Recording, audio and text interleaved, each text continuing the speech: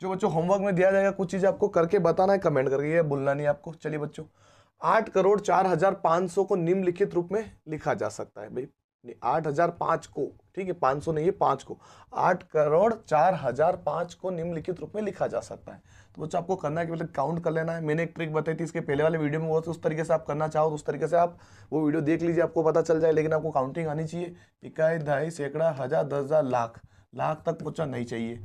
इकाई, दहाई, सैकड़ा, हजार, 10,000, लाख, 10 लाख, करोड़, ये बच्चों करोड़ में आ रहा है, बिल्कुल आ रहा है। इकाई, दहाई, सैकड़ा, हजार, 10,000, लाख, 10 लाख, करोड़, ये भी आ रहा है, ठीक है।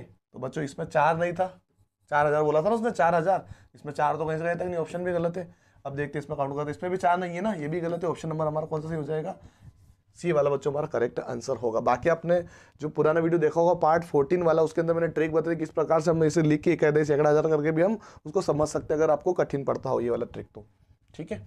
चलिए 50 वाला क्वेश्चन करें बच्चों, 3/5 और 5/6, 5/6 के योग को निम्नलिखित रूप में परिकलित किया जा सकता है, मतलब किस रूप में हम लिखा जा सकता है। देखिए अगर मैं इसको सोल्व करूं, इसका नियम बता देता हूं मैं, ये किस प्रकार से होता है। उसने बोला योग करना है, क्या करना है, योग करना है, तो हम योग कर देते हैं। असल में इसका तरीका क्या होता है, जब हम इस प्रकार को करेंगे तो नीचे नीचे वाले का गुणा होता है, तो 5 के गुणे में क्या आ जाएगा, 6 आ जाएगा।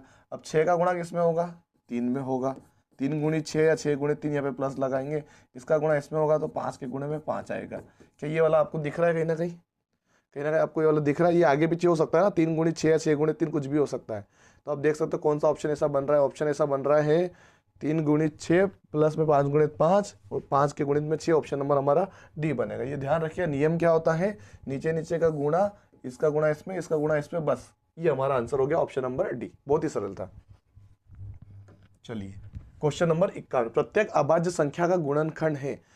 बच्चों सबसे छोटी अभाज्य संख्या जो होती है, सबसे पहले आपको बता दूं, रिवाइज करा देता हूँ, 1 होती है, अरे 1 कहाँ होती है, 2 होती है, ठीक है। भाज्य जो संख्या होती है सबसे छोटी वो होती है हमारी 4, ठीक है। सम संख्या जो होती है वो होती है 2, सबसे छोटी की बात कर रहा हूँ। विषम संख्या जो होती है हमारी वो होती है 1, और पूर्ण संख्या होती है बच्चों सबसे छोटी।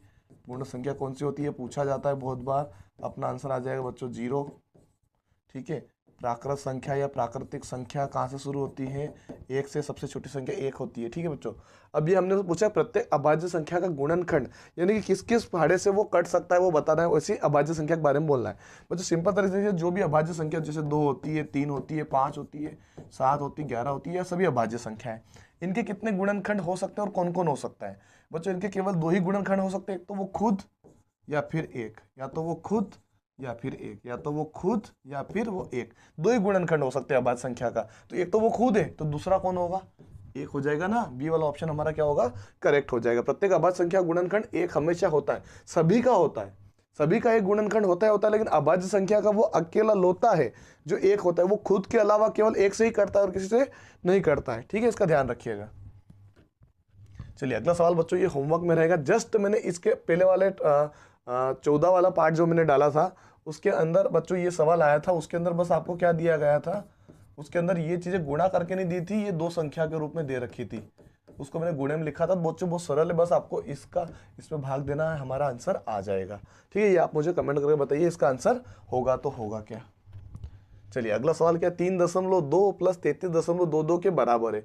जब भी बच्चों दशमलव में कोई सवाल आ जाए इस प्रकार से, तो दशमलव के नीचे दशमलव होना चाहिए, आपको मायने में रखना है बस, और अपना आंसर आ जाएगा। जोड़ करने को बोला, जोड़ कर दो, यहाँ पे कुछ नहीं, मतलब छोड़ दो, कुछ नहीं मानेंगे, 2 का 2 लिख देंगे, 2 और 2 कितने हो जाएंगे, 4 हो जाएंगे।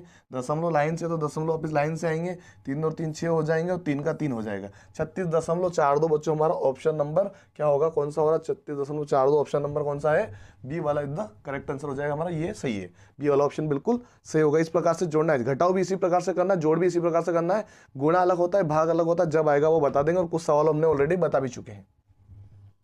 चलिए अगला सवाल क्या है बच्चों, मनोहर के पास टोटल 26 रुपए है, ठीक है, मतलब उसके पास टोटल पैसे कितने थे, 26 रुपए थे। उसने 2.20 प्रति कॉपी की दर से 8 कॉपियां खरीदी, और 1.20 की दर से पेंसिल खरीदी 3, ठीक है। और उसके पास कितनी धनराशि शेष बची, यानी इतना अगर उसके पास पैसा था, इतना खर्च करने के बाद उसके पास कितना पैसा बचा, यहाँ पर हमको प्रूफ करना है, मतलब बताना आंसर क्या होगा, कितनी धनराशि उसके पास बची। तो बच्चों पहले हम समझेंगे कि उसने 2.20 के हिसाब से कितनी खरीदी, 8 कॉपियां खरीदी, हम 8 का गुणा करेंगे, ठीक है। ये ध्यान रखना, 8 खरीदी, एक कितने की थी तो 8 का, तो 8 का गुणा कर देंगे, 0 0 आ जाएगा, 8 दूनी। चलिए नॉर्मल करके बताता हूँ मैं आपको, क्योंकि आपको इस तरीके की आदत होगी तो मैं इस प्रकार से कर देता हूँ। देखिए जो गुणा भी आ गया दशमलव वाला, ध्यान से देखिएगा, 0 का 0, 8 दूनी 16 का 6, हासिला 1, 8 दूनी 16 और 1 17। ठीक है बच्चों, दशमलव कहाँ पर लगेगा? दशमलव दो संख्या के बाद लगेगा, एक और दो संख्या के बाद दशमलव है, हम भी पीछे से एक और दो के बाद लगा देंगे दशमलव, यानी हमारे पास क्या बना 17.60 बच्चों उसने किस में खर्च कर दिया?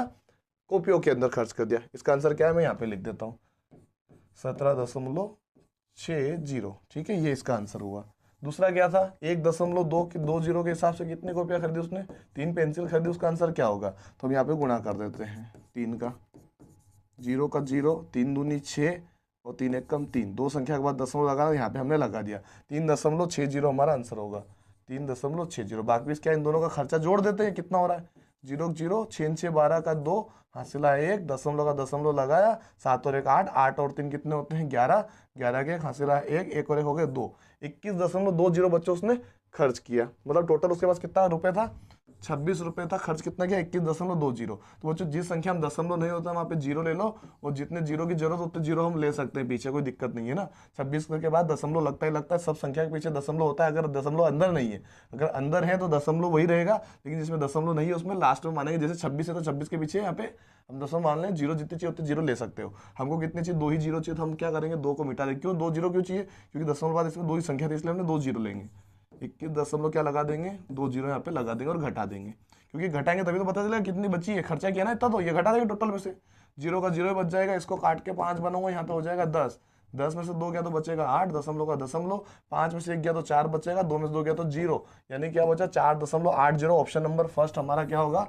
बिल्कुल करेक्ट आंसर यहाँ पे बन रहा है। ठीक है बच्चों वीडियो पसंद आ रहा है तो लाइक करना मत भूलिएगा। चलिए अगला क्वेश्चन क्या है हमारा? व्यंजक दिया गया है, चलो इसको लिखते हैं। बोर्डमास का नियम लगाते हैं। इसके अंदर ब्रैकेट आ रहा है 16 - 9, ब्रैकेट बंद, प्लस का 7 लगेगा, ब्रैकेट में क्या आ जाएगा 8 - 3 का मान ज्ञात कीजिए। बच्चों हम क्या करेंगे, पहले ब्रैकेट को सोल्व कर लेते हैं। बच्चों यहाँ पर कोई भी निशान नहीं है, मतलब क्या होगा गुणे का निशान होता है। अगर किसी भी ब्रैकेट के बाहर कोई संख्या हो, जब तक माइनस प्लस गुणा या भाग कोई भी निशान ना हो तब तक क्या माना जाता है? तब तक क्या माना जाता है? गुणा। क्या माना यहाँ पे? गुणा माना जाएगा। तो 4 तो ऐसा कैसा रहेगा? गुणा लग जाएगा। यहाँ पे 16 में से 9 गए तो 7 बच जाएंगे। कितने बच जाएंगे? 7 बच जाएंगे। प्लस का प्लस लगाएंगे, 7 को ऐसा कैसा लिखेंगे? गुणा लगाएंगे। 8 में से 3 चले, क्योंकि बच्चों हमने ब्रैकेट सोल्व किया है। इन दोनों का आंसर कितना आया? 7 आया, तो हमने डायरेक्ट गुणे में लिख दिया। अब ये 7 ऐसा कैसा उतारा? इन दोनों का आंसर जो आएगा यहाँ पे गुणे में लिखे। 8 में से 3 किया तो 5 बच जाएगा, ये हमारे पास बचा। ठीक है, तो 7 चौक कितना होता है? 28 होता है, और 7 में से कितना होता है? 35 होता है। इन दोनों को जोड़ लो, 35 और 28 कितने होते हैं? जोड़ लेते हैं। 35 + 28 इस प्रकार से जोड़ सकते हैं बच्चों नॉर्मली। 8 और 5 13, 3 हासिला 1, 3 और 1 4 और 2 6, 63 बच्चों टोटल जोड़ने पर आ रहा है। तो हमारा आंसर क्या होगा? 63 हमारा आंसर होगा। 63 बच्चों हमारा आंसर हो जाएगा इसका, ऑप्शन नंबर डी। चलिए